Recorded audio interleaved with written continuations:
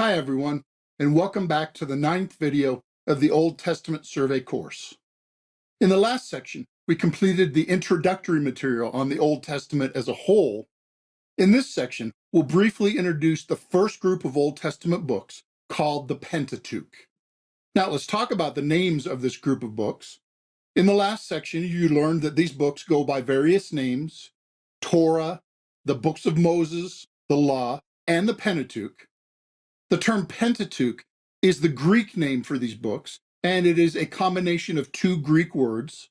The word penta means five, as in pentagon and pentagram, and the word tukos means scroll. So the word Pentateuch means five scrolls, or five books, which makes sense as the title for these five books. And the word Torah is the Hebrew name for these books. Torah means official instruction, and this word is often translated law. But God's Torah is far more than just rules. It is a gracious word. It is instructions how to live and how to know God Himself. We sometimes think of law as restrictive and strict, but the connotation of the word Torah is gracious guidance. And just a reminder of the history covered by the Pentateuch. These five books cover the first three historical epics, the prehistory, patriarchs, and a large portion of the Exodus conquest. The first two epics are covered in Genesis, and the other four books of the Pentateuch are about the time of the Exodus. And that means that for history, Genesis is a very important book, which covers a very large time period. And as such, it sets the historical tone for the rest of the Bible. And another reminder that the books of the Torah are Genesis, Exodus, Leviticus, Numbers, and Deuteronomy. Now let's talk about the authorship of the Pentateuch. Technically, the books are anonymous. They don't clearly state who wrote the books in their entireties. Traditionally, authorship of these books is ascribed to Moses, but there are some passages that seem to be written by someone else, such as the narrative of Moses' death and burial. Many people in the past century have argued that Moses did not really write the Torah at all, but most of their presuppositions and arguments have been proven to be faulty and coming from unwarranted skepticism. There are many reasons that suggest that Moses was the primary author of the Pentateuch, and the strongest reason is that the Bible itself points to Moses as the author.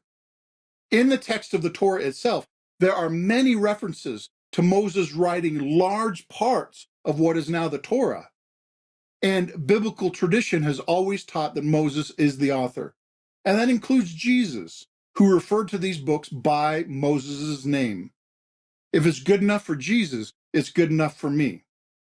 Now, the bottom line is that the best explanation is that the bulk of these books came from Moses himself, possibly using earlier sources and traditions, and with the possibility of some later additions like the story of his death, and the final editing of these books that originated from Moses himself. If you want to pursue the authorship question further, your textbook has a detailed discussion. Now, the date of the writing of these books was most likely near the end of the Exodus, at the time of the events at the end of Deuteronomy. Even though some of the events described, like Genesis, happened hundreds or even thousands of years earlier. The Torah was written down by God's command at the time of the Exodus. And then the purpose for the original writing of the Torah was to give God's newly formed people a sense of their history, their identity, and their destiny, and their special calling as God's people. It was to give meaning to what God was doing in history for His people and what He was planning to do through them for all the world. The Torah was to be a permanent record of God's covenant with His nation and an abiding witness of what is required of God's people for all posterity beyond just the Exodus generation. And it was to be a permanent witness to all the world of God's great salvation and promise of blessing for the entire earth. So now let's review.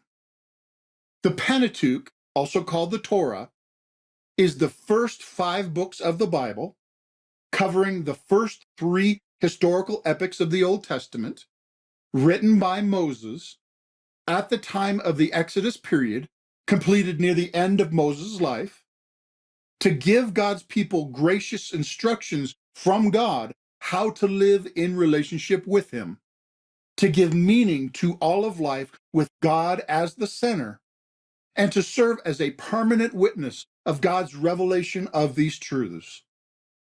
This then is a brief overview of the first 5 books of Moses. These are the introductory ideas for these books, which we'll study next in this course. So in the next section, we'll start to look in much more detail at the first book of Genesis. Thanks for watching.